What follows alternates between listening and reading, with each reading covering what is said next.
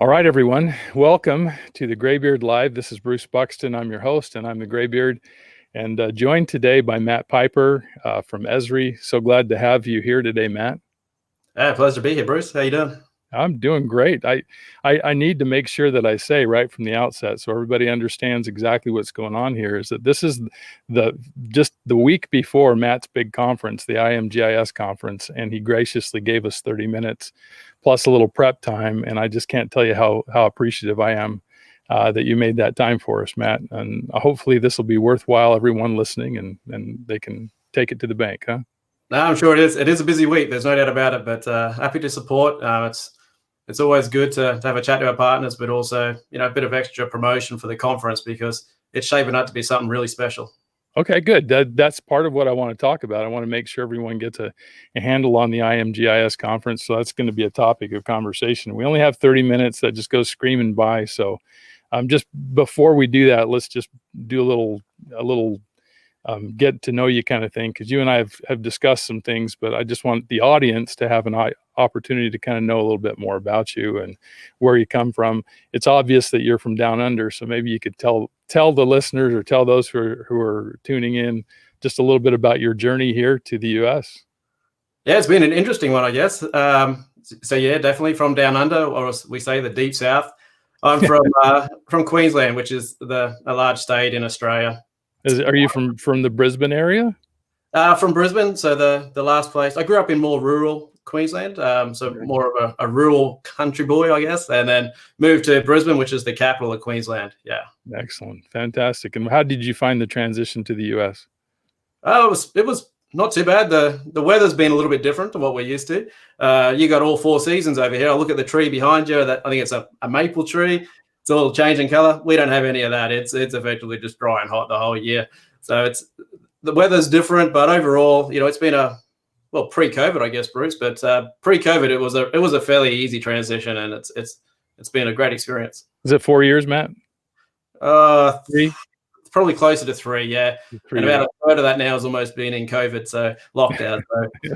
Crazy stuff, isn't it? Yeah, you pointed out the tree behind me, and the people who've tuned in before, they'll know I tried to change locations, and today I just couldn't help go out in the backyard. If I'm going to be stuck at home, then I want you to see what I live with, this beautiful tree behind me. So at any rate, hey, you one of the things that we talked about when we were on the phone earlier this week is a little bit about what you do for enjoyment. You have a couple kids and you like to play soccer. Tell me a little bit about that. Yeah, no, well, that's just it. I've got 2 kids. I've got a daughter and a son. So if you ever want a challenge in life, try relocating a 13-year-old teenager from one side of the world to another. But part of that acclimation was making sure we got them set up in schools, but also kept their sports going. So we're a soccer family. Kids both play soccer. Pre-COVID was also playing soccer. Enjoy getting around. Are you schooling those California boys on how to really play? They got all these new rules over here about no slide tackling when you get as old as I do, which was very different for me. But I'm really enjoying it. I get the sense when I watch Australians play soccer, it's just a little bit more of a contact sport than it is here. Yeah. I think that's fairly safe to say. I've had my fair share of penalties given against me this season. Yeah, I'll bet you have. Well, that'll all end. You can get back to soccer in a couple months, I think. Yeah. So COVID's a big subject. How's your life changed? You have a global role, so you probably had a hard time. Well, I don't know. Maybe you didn't. Maybe it was just a great time to make a transition to working from home. How's your life changed? I think almost like everyone else. I mean, the backdrop is what I see. I'm at home working, have been since early March. It's been a significant change, and I think it's been a change for almost everyone in this industry, or almost all industries, Bruce.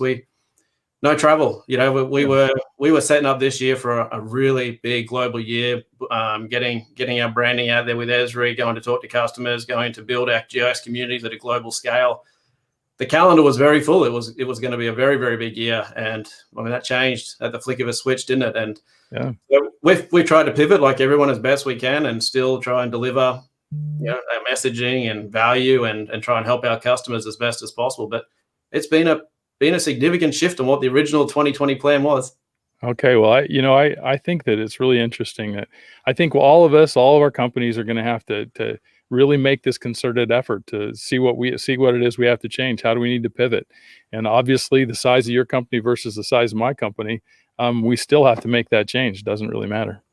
Yeah, I don't think it matters on size, and in some ways, the shift to virtual levels the playing field for a lot of organizations. You know, like you go to an event and certain people have the world's largest booth, and it's a big 50 by 50 booth, and it's big graphics and loud bangs and all the gear in it.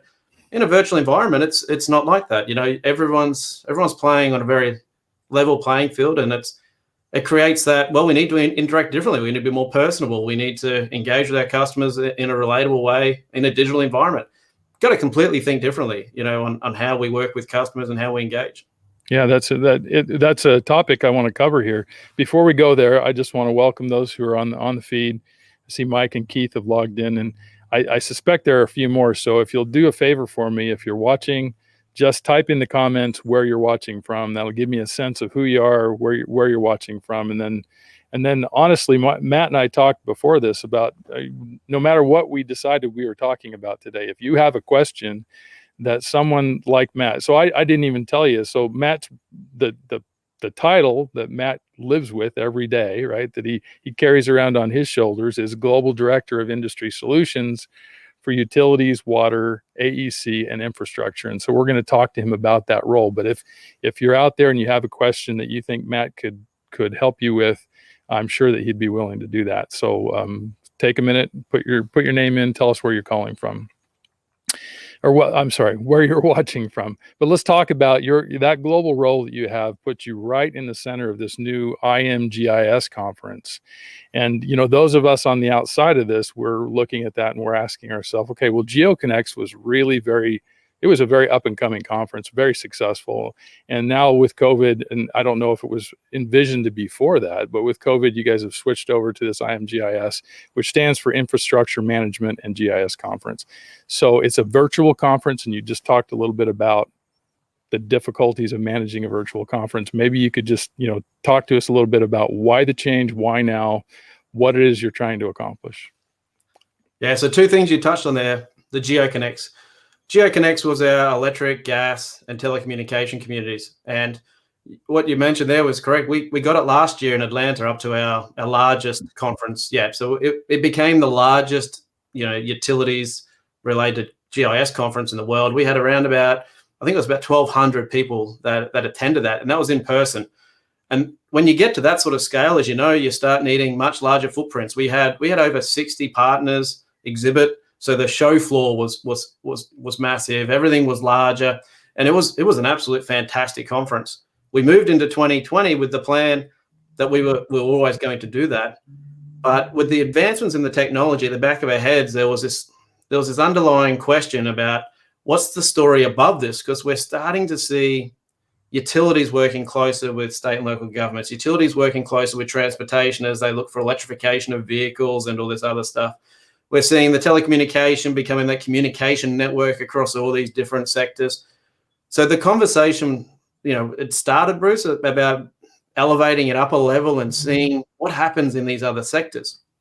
And well, with COVID, we're on track to still deliver a virtual GeoConnects, but the opportunity presented itself in a way that this is a really good opportunity for us to think about, well, what can we offer that still gives our GeoConnects community the best we can experience for them, but elevate the conversation in a way that strategically now they can learn from these other industries.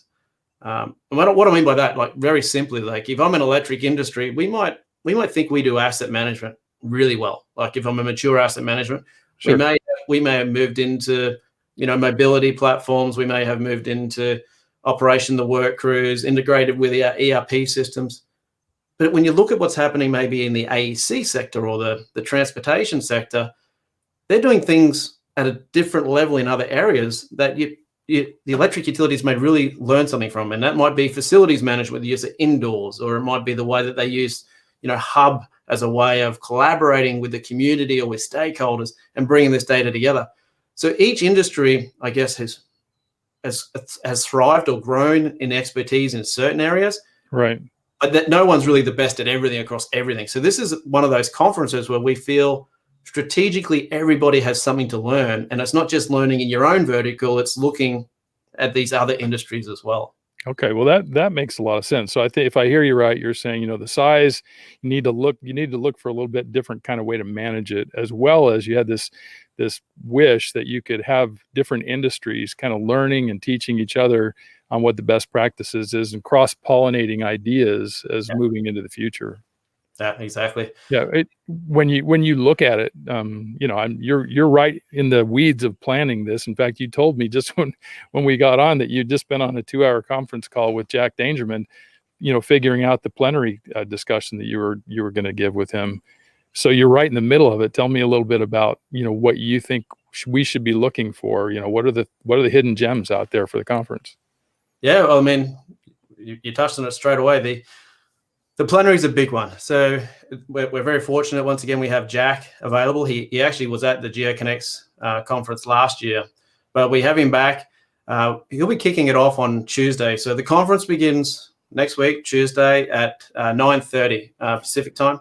It's a 2.5-hour plenary. The plenary session sets the tone for the whole event. It sets the vision. It talks about what ESRI is doing. And there's some great content in there about, where the roadmap is, the new products that are coming out, what our vision is. But we've intertwined some of these demonstrations that bring together all 6 of these industries. And so you're going to get a showcase of capabilities for that 2.5 hours of demonstrations, vision, capabilities at this, as I said, that infrastructure layer. So I wouldn't miss the plenary. It's something special. That's absolutely where we'd start. Yeah, this is where a lot of that cross-pollination that I just mentioned could happen. When you're looking at what other industries are doing and having that jointly presented, that's a really good way to kind of start the gray matter moving around a little bit, I think. Yeah, was that a gray beard reference there as well? Everything that's gray is a gray beard reference. So the other thing, there's probably 2 other things that I think are worth pointing out as highlights just on this conference. And one of the feedbacks we just had a large user conference, which was virtual as well. Huge numbers on that. It was, in excess of 80,000 people. Right. The feedback we got was, we want to make it more engaging, more conversational, really difficult to do in a virtual platform. Right. So we actually have, for the first time, this executive leadership forum where we have Jack sitting down it kicks off the day 2 for an hour, and he's meeting a senior executive from each industry, and they're having a conversation. So this is earmarked to be that I'm sitting there as a fly on the wall listening to industry experts, which will be fantastic. So I think that's one not to be missed. And just to hear how GIS is being used across these other organizations, hear the challenges, how COVID's impacted them, I think that's something not to miss. Okay, that's really, I'll have to give a shameless plug. One of those industry experts is a guy named Leonard Brinson. He is from South Jersey Industries, and we were involved in their utility network project, and hopefully you'll hear some good things from him during that session. It's curious, when we talk about the way the industries use GIS, one of the main themes in our discussing with clients, what we hear over and over again is, gosh, this GIS thing, we're kind of pulling it into the IT enterprise IT landscape, and it's providing some challenges there. What maybe you could describe? It's not something you and I discussed, but from your point of view, what are the opportunities there when large utilities are bringing the GIS program into the enterprise IT landscape? What are the opportunities provided there? Well, I don't even think it's just the IT landscape. I think it's the IT and the OT. So when you talk about bringing GIS into your organization, you can look at it with a lens that you're only trying to solve the problem of solving how I design the network at a mapping point of view. Or you can bring GIS in to say, I'm actually trying to bring GIS to be an enterprise-wide solution and look at it at a point of view about all the opportunities that it brings. And I think if you looked at it from the latter, as an enterprise solution that can transform your organization and actually understand how a modern GIS platform is architected and how it's designed to be used not just by the design team, but by everyone in the organization. It's a way of enabling your field crews. It's a way of enabling your workforce. It's a way of enabling your customer service. The transformational opportunities at scale through that sort of platform, I think, is something that we find really interesting when we walk in and have conversations with customers, specifically their IT department, because the IT department, well, you would know this, Bruce, they're solving the problem that the business put in front of them, but they have a backlog of 50 other problems. Once they understand the capabilities of the entire platform, or what a modern GIS platform can deliver, they start solving more than one problem with the solution. They start saying, well, we have our 5-year roadmap of solutions being resolved because we've made that strategic decision to bring GIS to the core. Right. And I think that what you described there, if they have 50 problems, I think lots of times these large utilities are shocked at how many of those problems can be solved when they integrate their GIS with the rest of their critical business systems. There's just so many things that they didn't conceive of. Well, not because they're ignorant, but it just hadn't been part of the discussion before. Yeah, it's a case of we just didn't know. We didn't know that GIS did all this.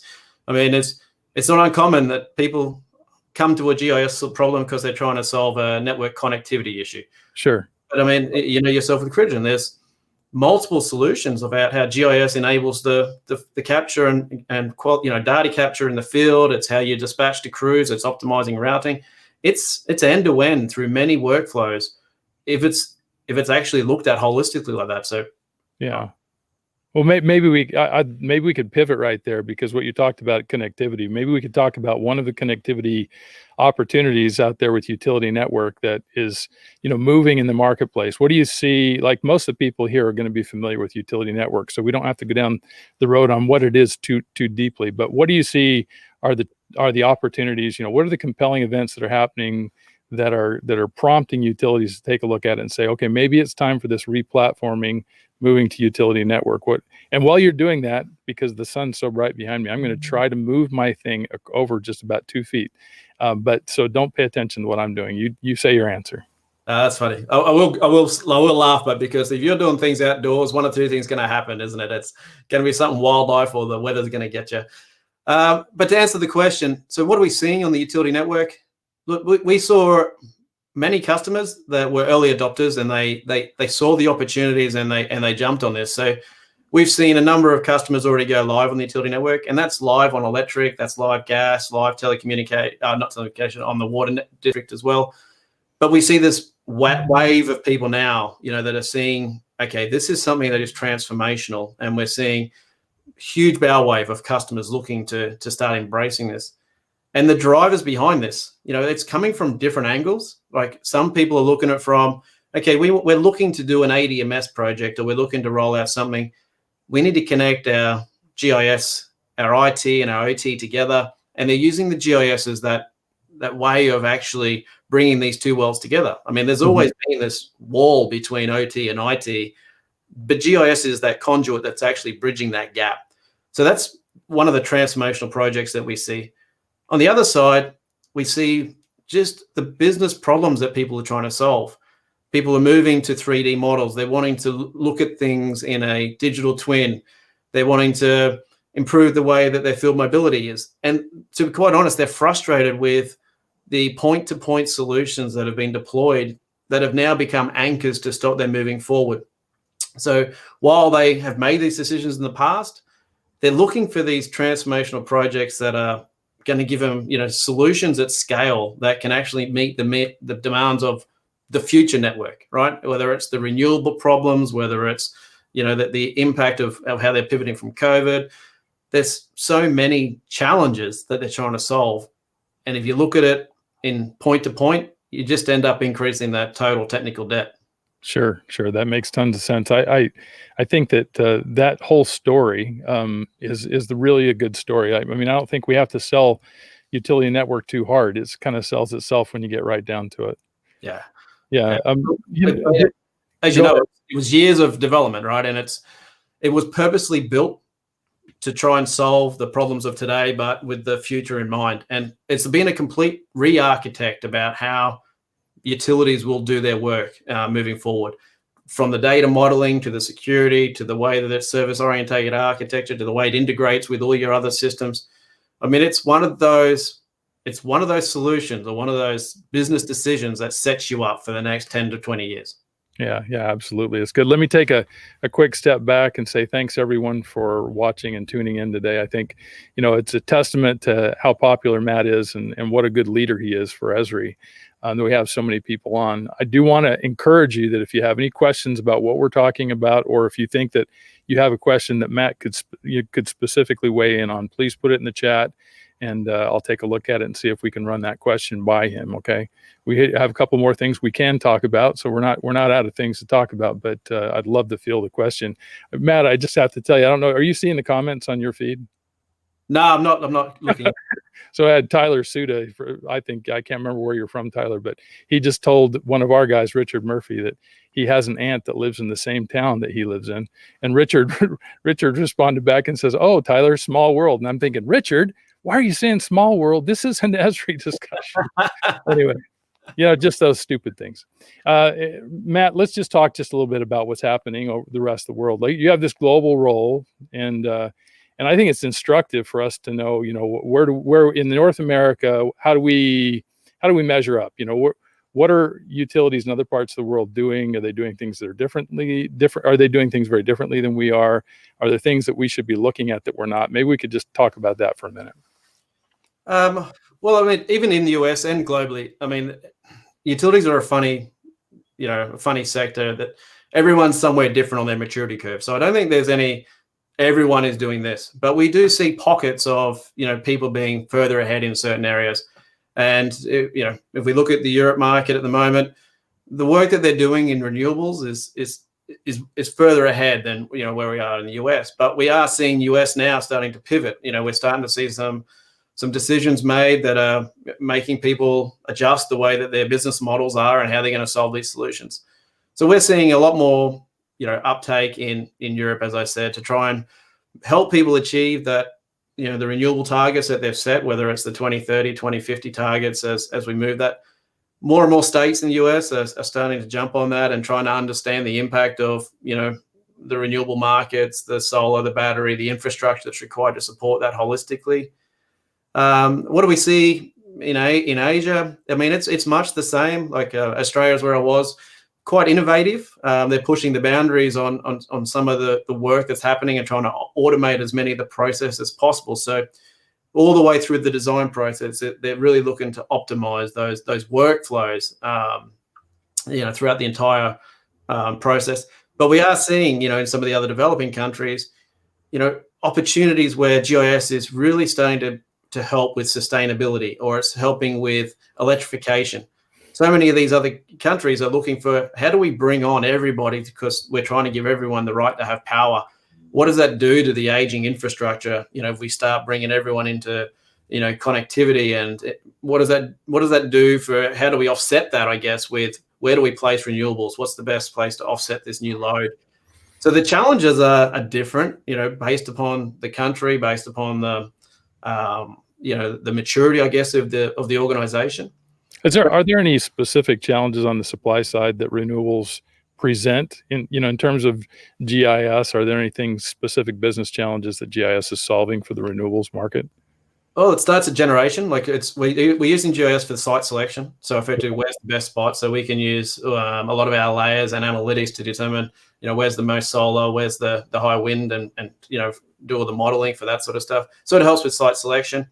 It helps with utilities understand, we got tapestry data and information sets to determine who's likely to purchase an electric vehicle, where should we put the infrastructure, so you don't get range anxiety in your electric vehicle.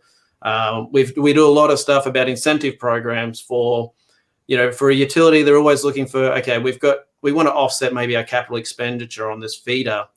Where should we incentivize people in the area to put on solar panels on their roof to help offset maybe the peak demand? There's a lot of those sort of workflows and scenarios. We are seeing a shift, Bruce, on that, to a lot of the more self-service models for customers. So Dubai is a really good example. That a couple of years ago now, and it's sort of become one of those great examples. They produced a solar calculator for their customers. They can go online and just type in their address, have a look at their roof, and it automatically calculates how many solar panels could be installed on their roof, how many trees does that save, what's the carbon offset. And that's sort of self-service, customer access, lets them make it gives them some control on decisions they want to make and how they're doing the right thing and, helping the environment. So maybe in renewables, that even in addition to the traditional network management type of functions that GIS helps to provide, there's all these analytics on the front end as well, that they're taking advantage of. Absolutely. Yeah, I saw a thing on LinkedIn a couple of days ago where Jack was an article about Jack talking about the future, right? And I'm sure in your plenary that you guys are putting together, the future is a big topic, I'm sure. So I don't know what you can share with us, but from your vantage point, from where you are, what does the future look like? What should we be looking at down the road? Down the road? Well, I mean, it is a lot of what we're talking about. Like there's renewables, there's the sustainability. The immediate future is more this digital transformation. Like if we're looking at utilities as a whole, there's been a huge pivot. COVID's forced it in a lot of hands. Like everyone had a roadmap that they were going to get there eventually. Anything that was paper, any old legacy processes has become a constraint to that organization. So a lot of utilities are shifting very quickly, and they're trying to figure out, okay, overnight, my whole business model just changed. How do I pivot? How do I now get everything digitized? How do I know where my assets are, dispatch my crews? And the end-to-end workflows really now have raised the need for the acceleration of these digital transformation projects.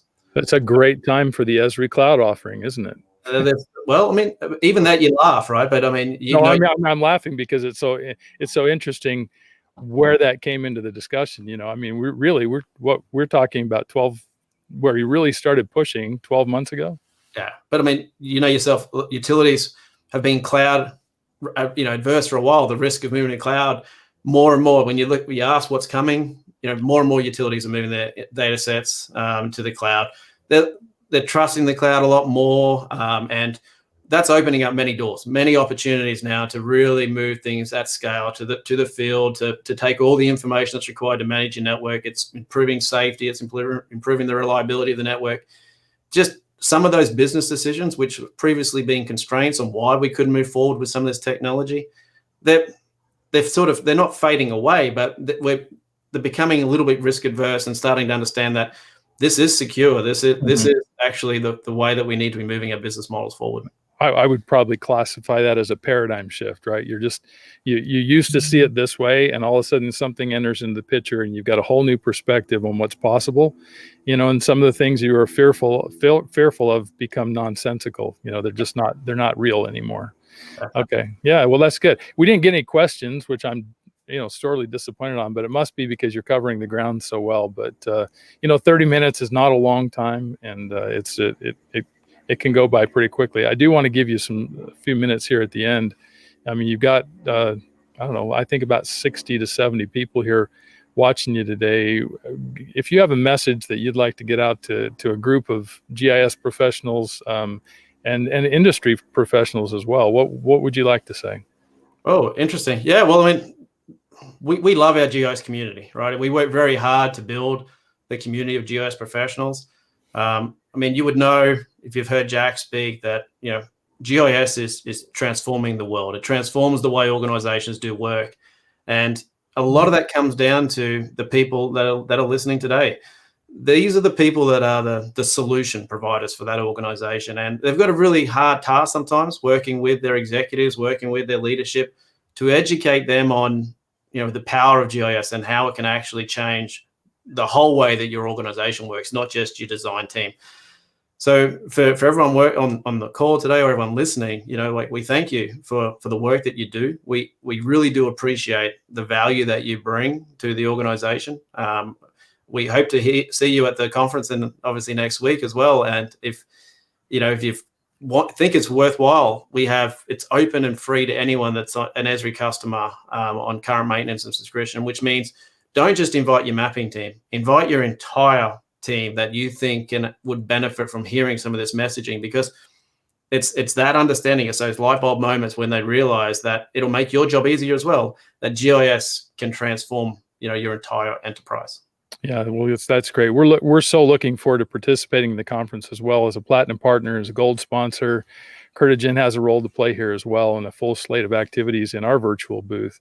And so we recognize the planning that goes into this and how valuable it could be for anybody who's listening. So thanks so much.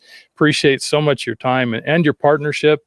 And you've been a great partner to us, and we really appreciate that. Thank you, and yes, enjoy the conference. And I think you also have a live presentation as well during the conference, don't you, Bruce? Yeah, we do actually. I think you look for something from South Jersey Industries that's on the agenda, and we also have a full slate of activities in our booth as well, where we're bringing our best subject matter experts to talk about these industry things that are very important, and lots of different subjects that we didn't even cover here today. Yeah. Well, thanks for having me. It's been an absolute pleasure. Thank you so much, and we look forward to seeing you next week. Will do. Thank you. Thanks, Matt.